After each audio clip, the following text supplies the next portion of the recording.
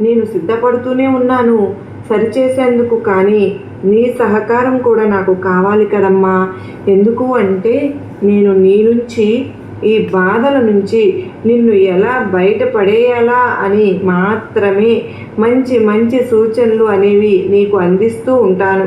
వాటిని నువ్వు స్వీకరించి పట్టుదల, నమ్మకము ఈ రెండింటిని కనుక ఉంచితే కనుక అప్పుడు నువ్వు వీటి నుంచి బయటపడగలుగుతావు. మిగిలినవన్నీ కూడా నేను చూసుకుంటాను బిడ్డ. నీలో ఉన్న లోపం ఏంటి అంటే అని అనుకుంటున్నావు కదూ. అనుమానం అని ఎవరి మీదనో కాదు, నీ మీద నీకే అనుమానం.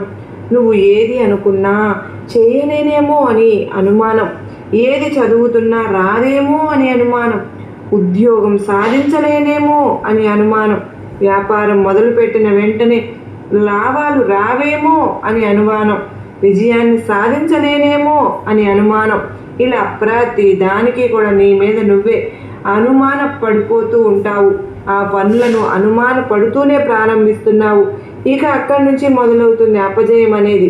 బిడ్డ, ఒక్క విషయం గుర్తుపెట్టుకో, నువ్వు ఏది ఊహించినా అది నీకు మంచి జరిగే విధంగా ఊహించుకుంటూ మొదలుపెట్టు.